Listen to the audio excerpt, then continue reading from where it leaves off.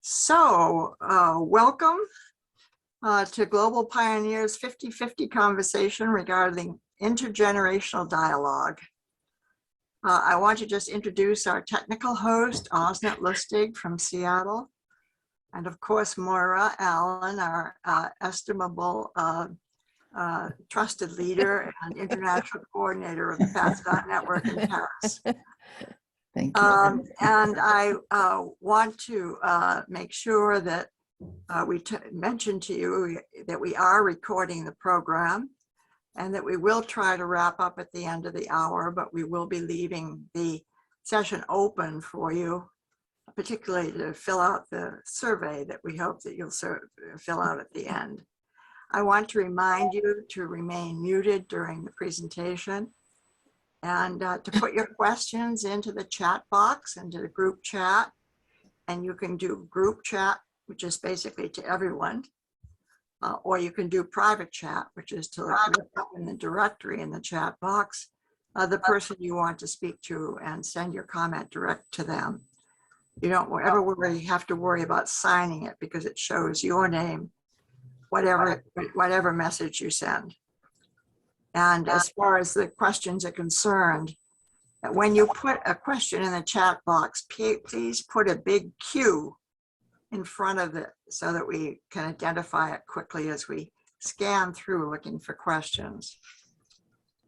So I'm going to now introduce our speakers. And when we talk about 50/50, what that means is that we have 50% of the time, half the time taken by the presentation and half the time taken by discussion involving each of you in the group.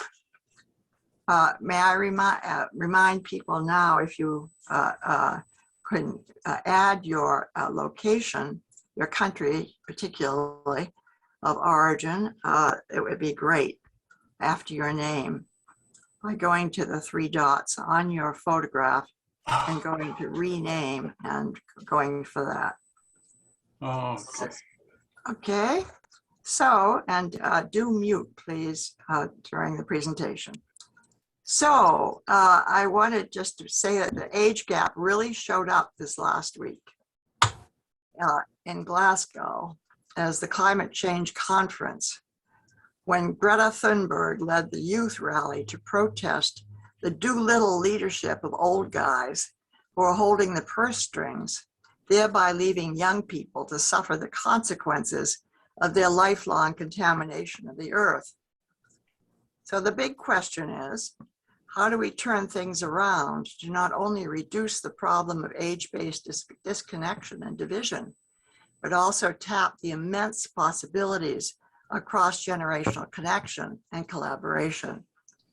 One piece of good news is that one of our Pasadena Network liaisons from Wales, Val Wood-Geiger, who's founder of Learn with Grandma, she says, Learn with Grandma, spoke at the Climate Action Conference in Glasgow last week about the need to close the age gap. So we were there.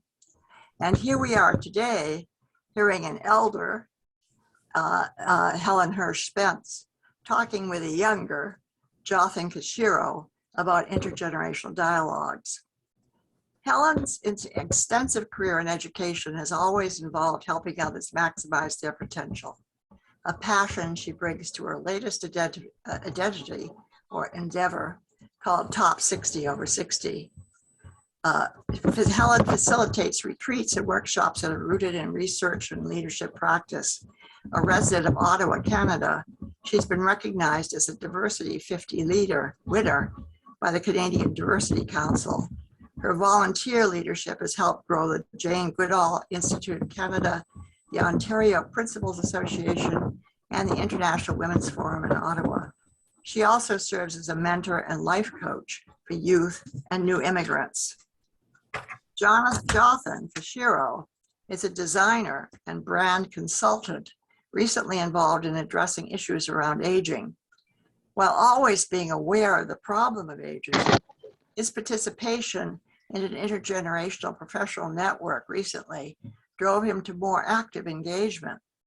By joining the Encore Network's multi-generational roundtable that both Helen and I also belong to, and volunteering as a facilitator for numerous intergenerational dialogues with top 60 over 60. He is working with us and others to seek new ways to address and remedy ageism. So here we start the dialogue right here with Helen and with Jothan, and thank you for getting us started for the big question. Bye. Thanks, Jan and Moira, for this invitation. I really do love talking about the top 60 over 60 intergenerational initiative, even though it's sort of an extension of some of the work that we do. So I have consumed a lot of the research about aging in the last few years. And one of the facts that has jumped out at me was something that should have been actually very obvious. And that is, apparently, the very first thing that we notice when we meet somebody is their age.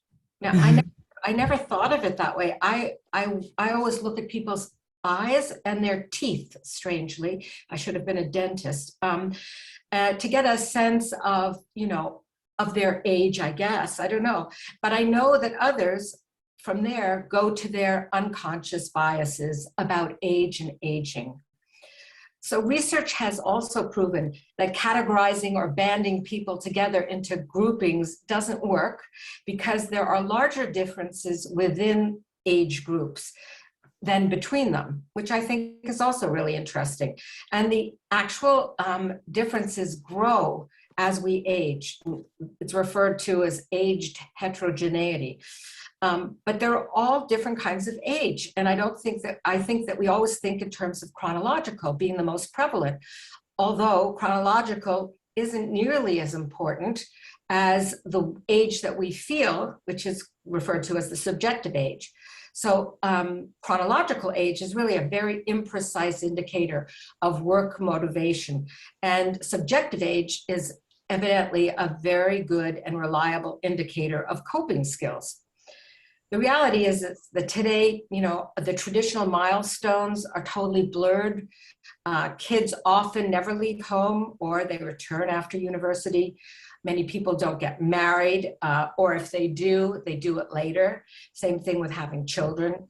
And education is no longer completely front-end loaded, and reskilling, we hope, will take place throughout life increasingly, because the recognition is that change is happening so quickly that there's no way in which we can keep up. So we live, however, in a very age-segregated world. And from very early on, we're placed in classes with same-age children, and this continues on through life. Until the late 19th century, people never paid attention to age. They didn't celebrate birthdays. It really wasn't important. It was only once children started going to school and with industrialization and the advent of the automobile, which led to school buses, which then brought the children from their one-room schoolhouses and their communities into schools where, it was mass industrialization of education. And that's really what created age segregation. So I really do think we need to break the cycle of age segregation. And the only way to do it is by deliberately bringing olders and youngers together to learn, to work, to collaborate, problem solve. I mean, the climate, COP26 is a great example. So one of top 60 over 60's objectives is to work with businesses and organizations to provide them with the resources and the training and thought leadership to help them thrive in today's aging world. And this requires a big shift in thinking about the workforce. We now know that there are 5 generations that are working together. And that is still not necessarily the norm, or the communication among them hasn't been the norm. In fact, in Canada, I can say it isn't even a topic of conversation yet. But that is actually the genesis of our intergenerational series. So when Top 60 began running its series, which we named We Need to Talk, a conversation across generations, it was intentional to try to combat ageism. Because without advocates across the generations, there's really no hope to debunk what aging actually means. And with aging populations, there's also, this is going to be a reality for the next century. So we really need to promote a life course perspective of aging, which starts at birth and continues throughout. And it really underlines the need to consider the vast diversity of the older population, as well as the changing needs and capacities as we age. We have to take into account that we need to recognize what our past experiences are, and that they're shaped by the environment to a large extent, besides genetics, which I won't get into. But there has to be an understanding for some of what ageism means in order to enjoy equally, human rights throughout the ages. So this brings me to an invitation by the Encore Network to join a roundtable, a multi-generational roundtable, at which time I had the pleasure of meeting Jothan. And although there were more olders than there were youngers in the conversation, just like here, Jothan was one of the people who always presented tremendous insights. And I'll talk a bit more about that afterwards, but let's hand it over to Jothan at the moment. Thanks, Helen. That's very sweet of you to say. Hi, everyone. I guess I feel a little compelled to say kind of where I fall in the age range, just because we're talking about olders and youngers. I'm not a dreaded millennial, and I'm not nearly as cool as Gen Z these days. I'm just on the cusp of Gen X, and I'm in my early 40s. I just want to kind of frame it that way.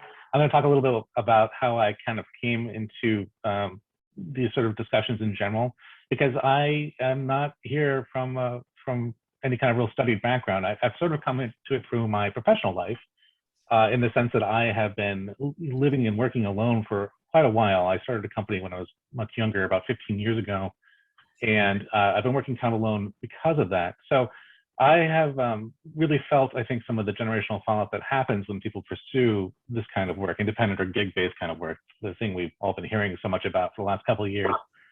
But because I was working the majority of my professional life alone, I came to also see this as a real lack of, or a real problem for me with the lack of interaction.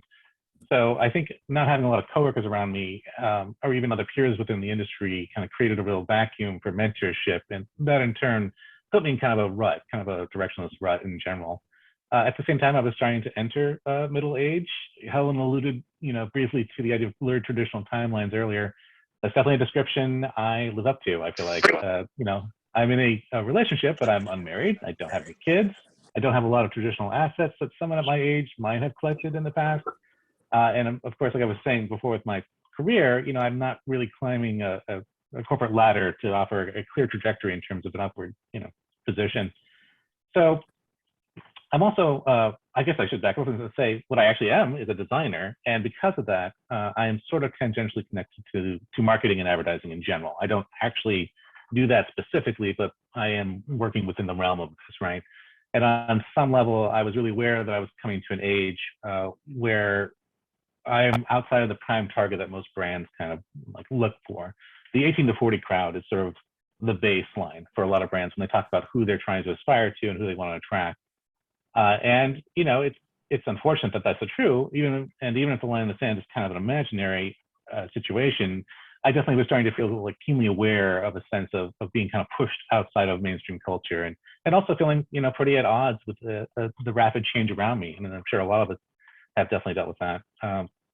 So all this kind of contributed to a need for finding new and deeper connections for me, and that led to looking for networking groups. And specifically, I found one networking group that actually focused on intergenerational connections called Circle, which maybe some of you have also heard of. Through Circle, I met a lot of great people, and also that led to being invited onto the roundtable, where I did in turn, strike up a friendship with Helen, and also Jan, who introduced us at the beginning of this. And then with Helen inviting me to participate in moderating some of the breakout room discussions for Top 60, I got to hear a lot more personal and sort of blunt concerns from people who feel like they've been left behind. And in general, through this process, I've met such a wider variety of people than I've ever would have had the chance to before through traditional networking groups. And I think it's really affected the way that I think about ageism at large in general.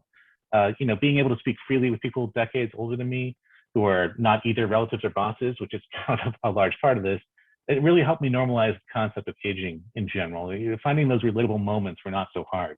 I can see a straight line from some of the situations I deal with now, especially in my professional career, to what others are also struggling with. And it's a very rehumanizing process. It's a process I think is necessary for everyone in my generation, frankly. It's also, in some ways, led to a stronger sense for me that there is a positive goal line. There's hope out there. I didn't really grow up with a lot of positive role models for aging, but now I'm meeting a lot of people who are still very actively involved in their interests and who still have a great deal of autonomy over how they live their lives. I think finding positive role models to help guide life decisions is a really large part of the intergenerational process, and I also feel like it's reciprocal. Helen, I know you have a few people you've met through your time frame that have definitely directly affected your decisions. Absolutely. Yeah. I have to say that meeting Jothan was an opportunity for me because it was a touch point with somebody from a completely different background than mine. And when we conversed, so we started emailing back and forth, but Jothan has been extremely helpful with regards to brand and design and so on. But I know what he's referring to because I've said it before. So my past as an educator has meant, and I spent like 55 years in schools, if you count my own schooling and so on. And I left it later in my late 50s, but I was a headmistress and I was also a secondary school principal and a number of other things, but always in education. So I was always surrounded by young people. I was also always surrounded by staff of a variety of different ages. It was totally natural for me to work across different generations. In fact, I never really thought of it until more recently when I realized that a lot of my friends have been younger than me, and that's because they've been students or staff. But I wanted to point to two things in particular that shaped my life. One was a young student who returned after high school and had come back from trekking in Nepal for about 3 months. And I said, oh gosh, I wish I could do something like that. That would be terrific. She said, you can. Well, why don't you just do it? Well, and she encouraged me, and I took off. When I stopped working, the first thing I did is I ran off to Nepal, and I found a guide, and she helped me organize, something that was safe. And I have to say that was an awe-inspiring few weeks, and there's nothing that's similar to that. She has since become a naturopathic doctor, and we're still in touch. Another example was Somia. Somia was at the girls' school that I was at, and she came from a single mom family. I gave her a scholarship, not realizing how brilliant this girl was, who went on to be a Rhodes Scholar. She always used me for references. So over years, until this year, so now she's 30, which isn't old. Now she's 30, she finally calls me Helen. I've asked her for years, but I was always Mrs. Spence. She was the one who, when I visited her in Toronto one time, said, Mrs. Spence, I'm working on this youth social impact advisory, and I'd like you to be an advisor. What do you think? And I said, I haven't got a clue what you're talking about. So she brought me to the Center for Social Innovation in Toronto, which was my first exposure. So I'm talking now in my 60s. I'm 72 currently, to social innovation, social enterprise. I knew nothing about it. She introduced me to it.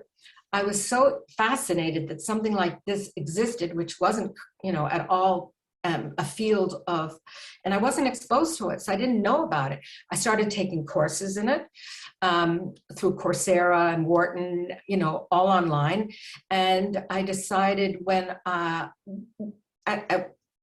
67 that I wanted to start a social enterprise myself. And I did. I founded the Top 60 over 60 because I wanted to draw attention to older adults and their potential. And my idea at the time was just to hold an event or something to glorify older people. I want the extraordinary, ordinary people, because they're the ones who we need as role models.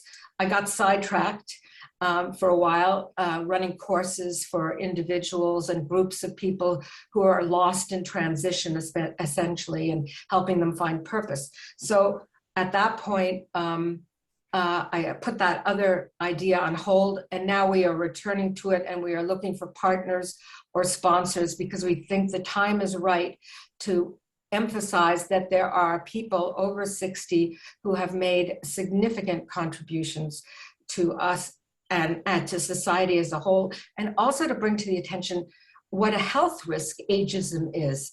And if we deny it, we're just going to be paying for it in other ways. So Jothan, I think you have a couple more examples too that you wanted to share. Yeah, well, I mean, one of the most obvious examples is that I'm here right now, right? I mean, I think that the relationships I've fostered through these groups have led me to discussions that I wasn't having 2 to 3 years ago, which is fantastic. And also, you know, being kind of part of the visibility of this, you know, being part of a group of people that are actively trying to think through this issue in general. You know, I think that I've met and talked to a lot of people that have helped me rethink the way that I'm personally moving through milestones. And I don't necessarily have, you know, specific travels that I can speak of, for instance, but I think in general way that I think about my life now, it has changed dramatically over the last couple of years. I'm looking more at the long view in a different way. I'm thinking through what future goals might mean in a way that's tied to defining my own milestones, you know, my own answers for success.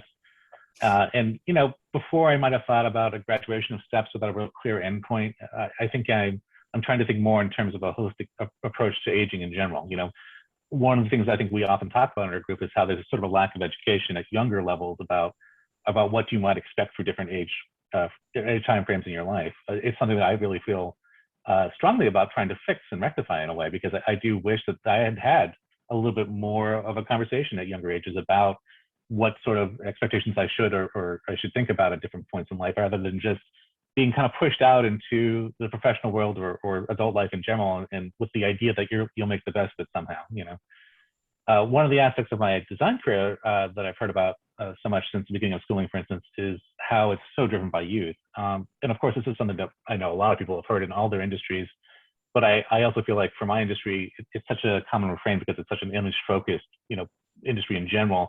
I've always heard about you know, anyone 50 plus being kind of pushed aside from any of the top positions they were in. But now that I've been involved in these groups, I've actually met a number of creatives who are, you know, well into their 70s, who are still very active. And it's really kind of helped me, I think, plan better for what I want to end up doing in that situation. You know, it's really helped to see people that have actually bucked the trend and have actually managed to kind of, you know, move forward. Which isn't to say that I think that we're any closer to fixing ageism in a whole. I mean, obviously our culture is really still struggling with a lot of the ageist concerns. I do feel more confident about how the future will be, you know, addressing these, but I'm also much more conscious, I think, of the segregation around me than I was a few years ago even. And I think that I see so much more opportunities to kind of get involved, especially with what I do. You know, I have been really more connected to the supply side of the problem, like I've mentioned, for so long. And I'm trying to figure out ways within the design community to help combat some of these ageist issues. Helen and Jen have both heard me say repeatedly that I feel like ageism is a large way a brand problem. It's, you know, a part of a lack of representation we see in mainstream media. It's part of a lack of diversity of voices. It's the obsession of society with youth in general. And we're all part of this kind of bad communication that's been happening within our culture. I think that companies and organizations are starting to kind of understand that a little bit better, especially as olders are really considered more of a buying power, of a buying audience now. And I think that I want to try to figure out ways to capitalize on this in some, you know, capacity to talk to companies about how to be more inclusive of different kinds of audiences, especially people that are maybe outside of that prime audience we talked about earlier. So I think it is possible to change all this. You know, I think that one of the best ways is simply to find opportunities for intergenerational interaction. And we're at a moment when so many marginalized groups are coming, you know, forward to speak up about the problems they face. And ageist concerns should not be left behind in that process. I think we've heard about so many different, you know, issues, of course, that are all relevant and important, but ageism is intersectional. Ageism is universal. And now is the time to shake up routines. So there's a lot of reason to find, you know, ways to interact on even smaller scale levels. We've assembled a short list of ideas for interaction, and I'll share my screen now. We can talk. Oh, yeah, go ahead, Helen. Yeah. I was going to say if you could share it, but I just wanted to say that because I have gotten to know Jothan and other younger people through the intergenerational opportunities that we've created, I have a much better understanding of the impact of how different their lives are than ours, you know, those of us who had careers. You know, there's always a hustle for these young people that it's only through getting to know them that we realize how impactful that is.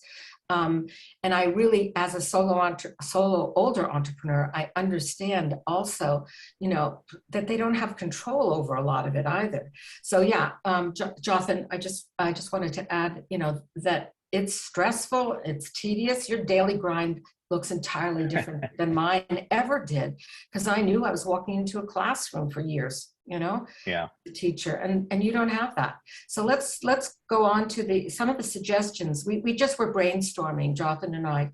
Can you put it up? Yeah, let me share my screen now.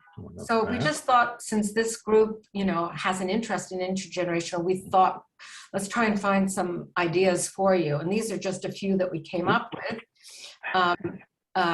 You know, reciprocal mentorship. Oops. I think that. Hang on, let me go back. There we go. It's okay, and we'll share this with you. It'll be sent out in a PDF for you afterwards, so you don't have to write anything down. But you know, activism, I think, is a wonderful way to get people, you know, involved. Professional networking. You know, just looking at post-secondary education today, there's no need for. I mean, it is no longer just young people. The other thing is parenting groups that older and younger people can get involved in. But one of the things we also thought about, besides volunteerism, which you see in the third column, it's really not a bad idea to try and start something new, you know, a hobby. Or I started painting at age 60, and there are a lot of people in my class who are very different ages, and that's wonderful. You know, or joining clubs or creating clubs, you know, virtual or otherwise. I know choirs have a variety of generations, you know, sporting activities, going to exercise classes, night courses, all of those things are opportunities. I think what has to happen is that we have to force ourselves to get out of our comfort zone in order to experience, you know, other activities with other people, and we have to go up to them, because one of the findings of the intergenerational dialogues that we've held is that the young people say one of the reasons that they don't involve themselves more with older people is because they're intimidated by them. But through the way in which we designed our breakout groups and whatnot with the We Need to Talk series, they got a chance on equal footing to speak to people, and age wasn't relevant. So the other thing is volunteerism. There's some great examples, for instance, of what people in Colorado are doing now, because they have so few early childhood educators. They've created courses for older women who are interested in becoming early childhood educators. And they created this course for them. So they're now getting qualified so that they can be placed in nursery schools and so on. Then there's, you know, there's always missionary work or faith work or internships, you know, that we can take a look at. And you know, financial literacy is something that, you know, people who have that skill, boy, everybody needs that. But I know also that we have somebody among the group here, Ellie, who I haven't had a chance to get to know, but I know that Ellie Katz has got a network herself that she's established. And Ellie, I would love it if you could tell us a bit more about your seekers. And I think, I'm not quite sure of the title, but perhaps you can tell us about it. Sure. Thank you, Helen. I'd love to. I'm Ellie Katz. I founded and am the executive director of Sages and Seekers, which is an intergenerational program that has been connecting teens, specifically high school and some early college teens, to older adults for the last 10 years. So I will say that 10 years ago, people had absolutely no idea what the word intergenerational was. And when I tried to put people in the program recruiting either mostly older adults, it was very difficult because it wasn't a thing. And now, thanks to a lot of organizations, people are understanding the value. And I think, to keep this short, what I can say is that I think one of the reasons why we're incredibly successful, and people have, young and older people in the program have profound results, is because we do not call Sages and Seekers a mentoring program. We call it a, if someone wants to use that word, we say, you know, you can call it co-mentoring. And addressing what you were talking about earlier, we call each other by our first names, and we discuss this a lot. The kids say, well, you know, if I had to call so-and-so Miss Jones or, you know, Dr. Person, I wouldn't have developed this kind of a relationship. And so we focus on not only the one-on-one relationship, because we do speed dating and they get paired, but also as a community, because, as you all know, community is almost non-existent now. And the kids don't really understand that it takes more than one person. And so when they finish the program, they understand the idea of community and the inclusion of that age range in a community. So yeah, I don't want to take up all the time, but I've yet to have a school say, oh, don't come back, this didn't work for us. I've yet to have a senior center say that. And we have so many older adults that continually sign up that we now call them serial sages. So in a loving term, and it's really, it brings value, relevance, all, you know, just all the wonderful things that you would hope as older adults we deserve, and will feed us moving forward. And for the students, we've actually had 2 studies done by USC, and this kind of a relationship with older adults impacts the number one thing, it has improved their sense of purpose. And at a time when so many kids are, I mean, this is a 14-year low for teen well-being, and they're just over the moon when they finish the program. And of course, the study proved that it improves their sense of purpose and well-being. So thank you for letting me say all that. Thank you, Ellie. I'm sure there are a number of questions, so we will go into that component. I just wanted to mention that, as I said in the beginning, you know, the purpose of Top 60 over 60 was is still to combat ageism. However, we are going to continue with these intergenerational conversations moving forward, but in a different form. So keep your eyes posted, and we have a newsletter that you can look at, you can subscribe to, that Osnot kindly put into the chat. And I apologize, I am visiting, and I cannot tell you how challenged I am by the sun at the moment, but this isn't my home and this isn't my computer. I just got online as I'm traveling. And so when the sun comes out, I can't see anything. So thank you so much, Helen. That's great. Osnet, do you see anything in the chat box that you want to make sure it gets heard? There are some insights. I'm looking for, first of all, I invite everybody to put some questions in the chat, starting with a big Q. We have your question, Jen. Okay, I'd love to start with that, because I also got a message. Let's do that. From Julie Norstrand about it.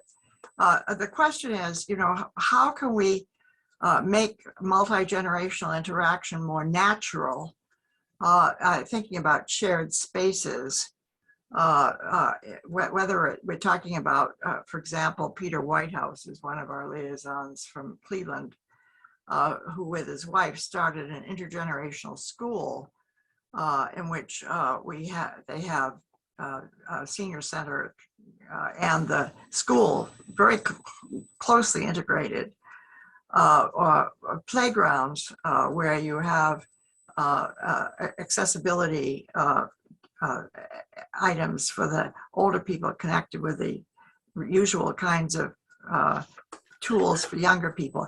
Are there other ideas? Julie, I think that you made a suggestion about that. Julie from Boston. Yes, so my thinking is that unfortunately we have for many decades now been developing environments that separate the age groups. So I'm thinking specifically of gated communities, which I think, thank goodness, we're moving away from. But I mean, that was definitely a very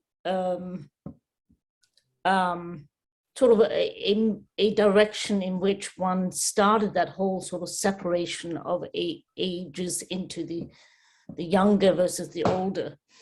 So my background is also in education, and I'm a social worker by training, and my efforts are always to try and get more students interested in older adults. To be honest, it's still a struggle. Most students want to work with babies and young children. But what I've found is that for a lot of those students who do sort of go down that sort of route of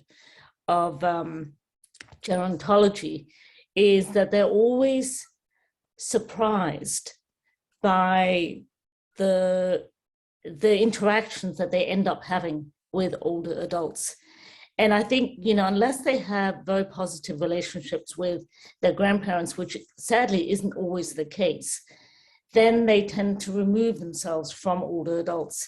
And I do think if we can provide an opportunity in the grade level education to ensure that there is a continued interaction between these children and older adults and make that part of the continuum, then I don't think you get that sort of natural separation of ages, especially once they start going into high school and college.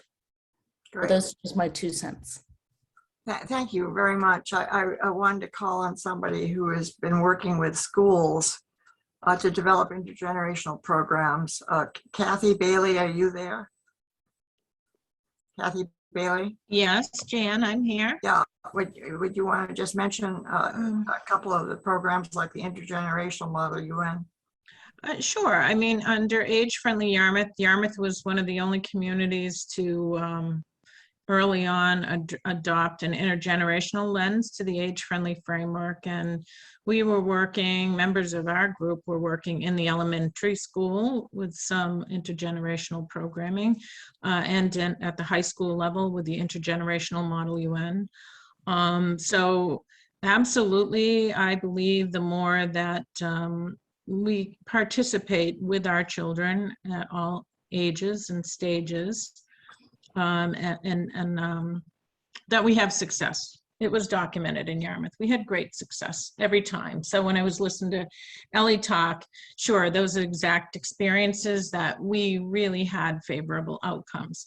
Now, the challenge isn't so much getting into the schools. We found warm receptivity there. It's really lies in some of the older people. And I didn't ever have the experience that any of the children were intimidated by older people. But on the Cape, which is a giant gated community, if you will, in some ways, there is some resistance by the older people to embrace the children. So, you know, I think what all of you are talking about and digging into is great work. I think we have to be in there more. I think we have to model that as people and be shield maidens for our children. If we want them to honor us, we have to honor them. And I think that is incumbent on the elders to provide that wisdom. I thank you very much, Kathy. Lyle Lukey from New Zealand. You had a comment that you wanted to put out. You're still muted, Lyle. Still muted. Good. No. There. Good. I was doing the toolbar mute, which didn't work. Okay. I started a program some time ago with a couple of colleagues called Silver Verve, and you'll see the reason for the two names. For those who might be retired or approaching retirement, but I personally don't believe in the concept of retirement that many people do, or those who want to be retired with a hyphen, retreaded, get some new traction in life. And I found, like we are finding here, because there are more silver people than perhaps younger people in our session today, we saw there's plenty of people with that extraordinary talent we heard before, but it took me quite a while to realize that was only the supply side. What is the demand side? So we're just about to launch, and I'm interested in your opinions, in the world of work for employers, something called CoGen. CO =Gen. And this is working with millennials, with younger people between roughly 25 and about 39, and the rest of us with silver hair, based on the notion we have a lot to give to each other, because cogeneration, as you'll know, it means the simultaneous production of electricity and heat, and we each can bring one of those elements. So it's to try and sum up the energy you can create in the workplace by having intergenerational interaction, going way beyond dialogue to doing things. And roughly, the argument is that the millennials are pretty good with the data and the information, although we're not too bad either.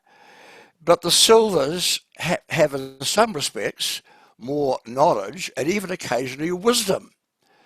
So I'd be interested to know what you think, because this is actually asking employers to pay, to invest in an ongoing series, in this case, in the COVID environment, of ongoing Zoom sessions with stuff in between, to form two networks, one between the silvers and millennials, and the other to give the millennials wider network opportunities in the world of work. So we're just about to launch the first session, but I'd be keen to get your responses. I think it's fantastic what you're doing. That's exactly what we're trying to do up here as well with our initiatives, to get into the workforce, to create opportunities for the different workers who are of different ages. But it's tough. It's tough because, God forbid you mention anything about if ageism, the word ageism creeps in somewhere, you'll find that most employers get so defensive. And so I don't talk about ageism, although that may be an objective. I talk about age integration or multi-generational activities and so on. So I think it's great. I'd love to keep in touch so that we could find out more about what you're doing and how it works, because it sounds like a great initiative. We may even copy it. The more the merrier. Osnat, I don't know if you see, but Barbara has her hand up. Yeah, we have a Carrie who has a question, and then we'll go to Margaret and then to Edwin. So is that okay, Jen, if we go this way? Fine. Yeah. So I just wanted to say that we have 13 minutes to the formal end. So be mindful as you ask the questions and as you answer and comment. I just want to share two initiatives we're doing here in Philadelphia. One through the Life Planning Network, where we have partnered with Osher Lifelong Learning, which is a national program that has people over 55 taking courses we've partnered with the Temple University Osher Lifelong Learning, and with a professor of psychology at Temple University, we've created a course called Mastering the Art of Senior Living. And 11 of us from the Life Planning Network are teaching this course with this psychology professor. And Ellie, thanks to you, we've also now added a cafe model.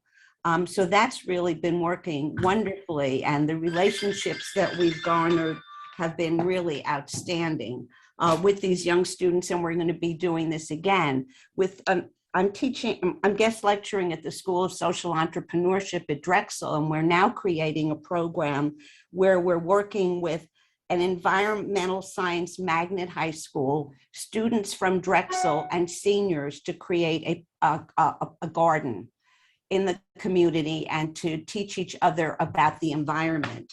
So this is a new effort that Drexel is undertaking. And I think all of these encounters really enrich our respect for each other because it is everything. We work together, we learn from each other. So I think this is the way that we're really making progress, bringing generations together. Thank you, Barbara. Thank you. May I say a few words about our experiences? Yeah.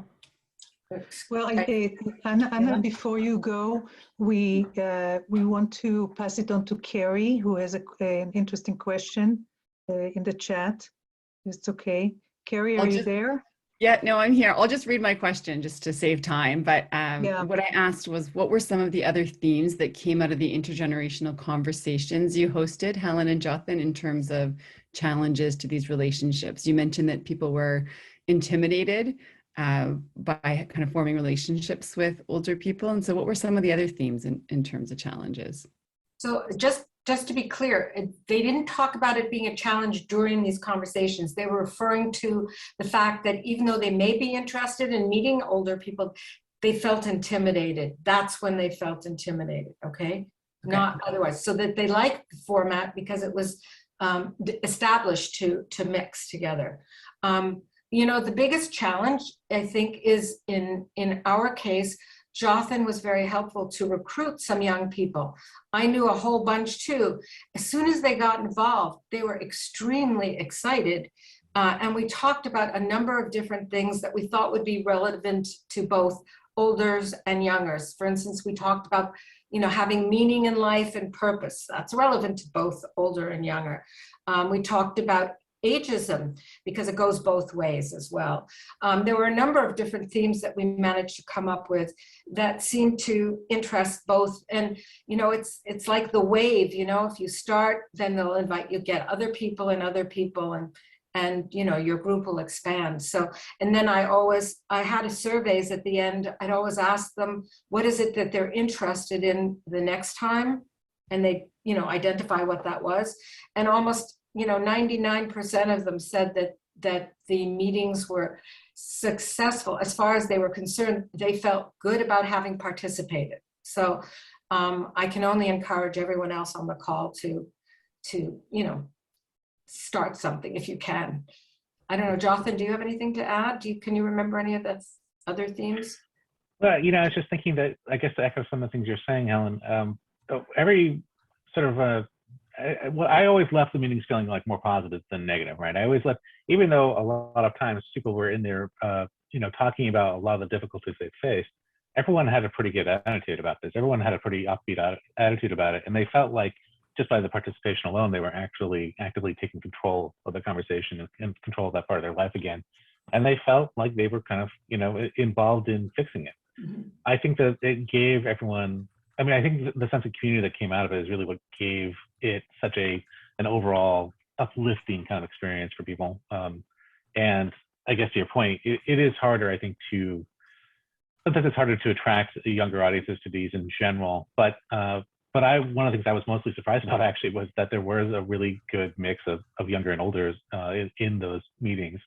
So, you know, it was also encouraging to me to find other peers of mine that were just actively pursuing this. He wanted me to sue Johnson DePue. He's very angry because they anyway, sure. Somebody needs to be muted. Hello. I lost track of what I was just going to say. But I agree, Jothan. it really did work well. And Ginny can attest to the fact that, but it isn't easy to do. It required a ton of time, a lot of advertising, a lot of promotion, a lot of, it took a really long time. And we didn't charge for it. So moving into the future, we will have to, because the amount of time that was spent on the various parts of the networking, because we are a for-profit, not a not-for-profit, it was hard, but it was worth it. Really was worth it. Yeah. Jen, we have 7 more minutes until the end, and we have Anna who wanted to briefly mention something, and then we have Brian. Shall we just ask both of them to very limit themselves to a couple minutes each, and then they wrap up? Yes, good idea. Okay, so Anna, if you have something really short. I'd like to also suggest, I know that Grace from South Africa had said she had a couple of provocative questions to ask. She typically has. I would just like to say a few words about our experiences. And Anna. Europe is worsening very much the cooperation, intergenerational cooperation. But I agree with one of the speakers. The intergenerational cooperation must come in a natural way. We realize that you cannot develop it with the people who are socially excluded, being it young people who do not enter the work market, or being the elderly one who are socially excluded. Cooperation means operation. Let me mention briefly only the results of 2 attempts in 2 European projects.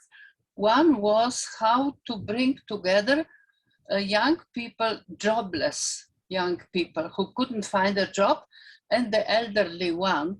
We matched them in pairs. One was the tutor, the older was the tutor to the younger one, and the other way around.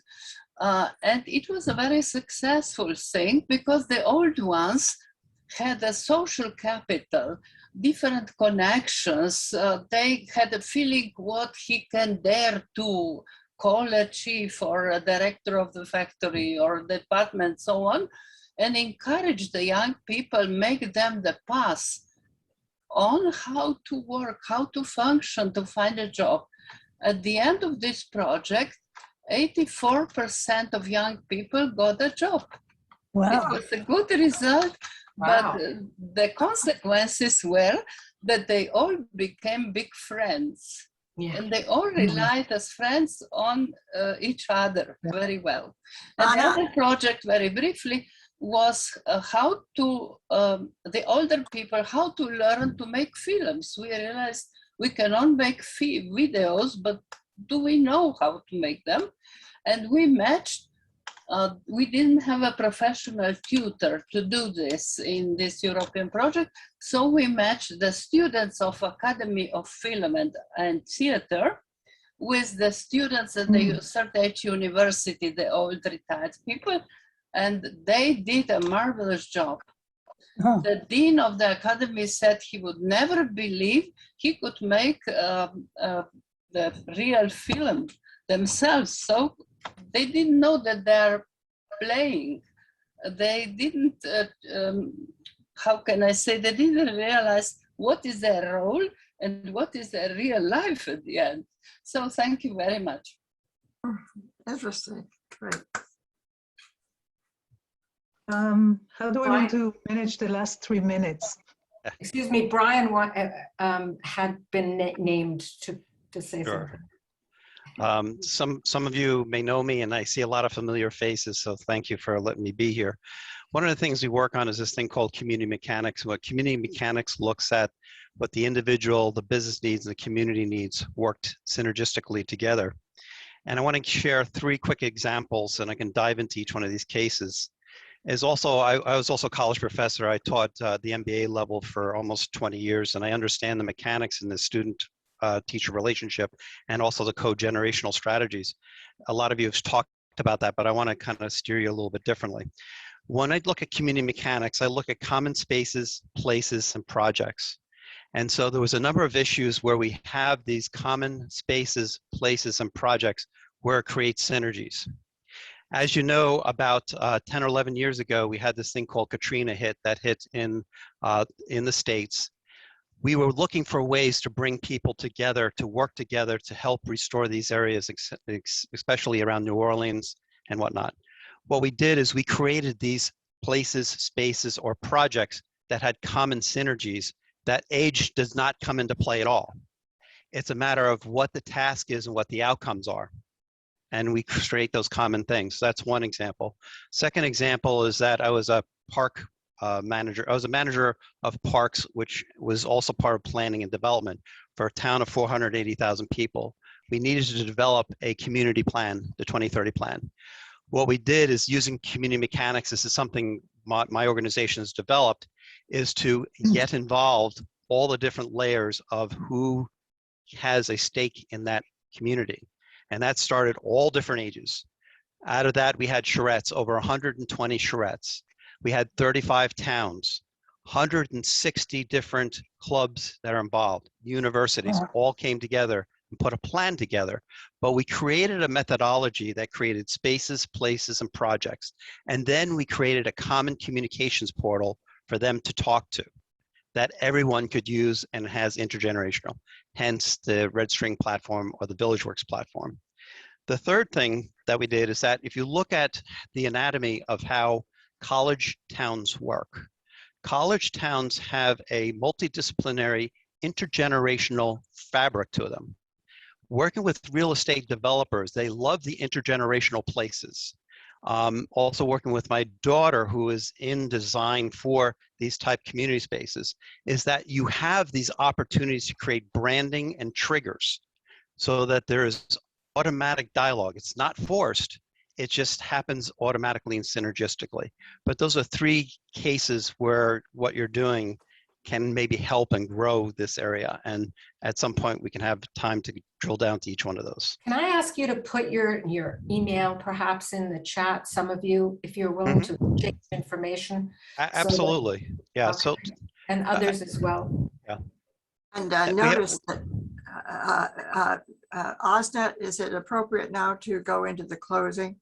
I think so. We are exactly at closing time, so I'm sorry maybe to if say, everybody's gracious enough to give us another 3-4 minutes, that will be great.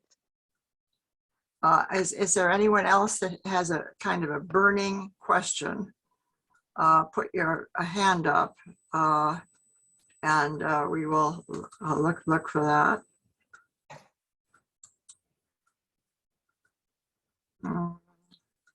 I think not. So let's now move to the fact that we are going to be making this recording available. We do have a list of registrants. We will be sending out, we do have a copy of the chat box, what's in the chat box. Osnet, you'll get that. So we can make use of that then to make further connections. But at the Pass It On Network, we really focus on 3 themes this year on age advocacy overall, which is basically self-advocacy, advocacy for others, or advocacy for policies, digital inclusion, and earning and learning economic security. Intergenerational interaction has to undergird and encompass every piece of what we do. And so we're, all of these examples that you have shown, we love to hear more about them. And you send it to Moira at passitonnetwork.org or to Jan at passitonnetwork.org, and we just give us the information about the program that you talk about, whether it's CoGen or something with lifelong learning, etc. We'd love to get that, and we'll be creating a kind of a dictionary on intergenerational programming. And thank you so much, Brian. I know that we already have the global connector is used by members of the Pass It On Network, which is free to everyone, and which then connects us all with you because you provide the red string platform that undergirds that, and Bruce Frankel, who coordinates that effort. But let me just mention that the next 50-50 conversation will be held on December 13th, Monday, December 13th at the same time. And it's actually a different version of intergenerational. It's on the topic of grandparenting. And it's the lead speaker is the woman who was just presenting last week at the UN's Climate Action Conference in Glasgow. Her name is Valerie Wood Geiger, and her program is Learned with Grandma. And I think that Carrie Byrne, for example, in Canada, who is here with us today, will also be on with her fabulous program in grandparenting. But we will be doing that, and we will also then encourage you right now to fill out the survey. And Osnet, can you guide us to that?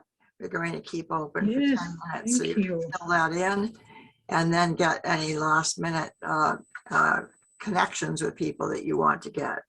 Is that right? Right. So thanks for reminding me. How could I have forgotten this?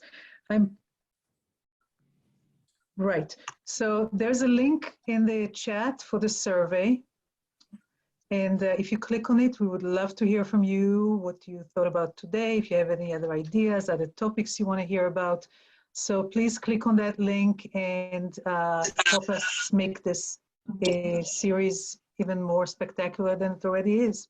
Jothan and Helen, do you have passing comments for us?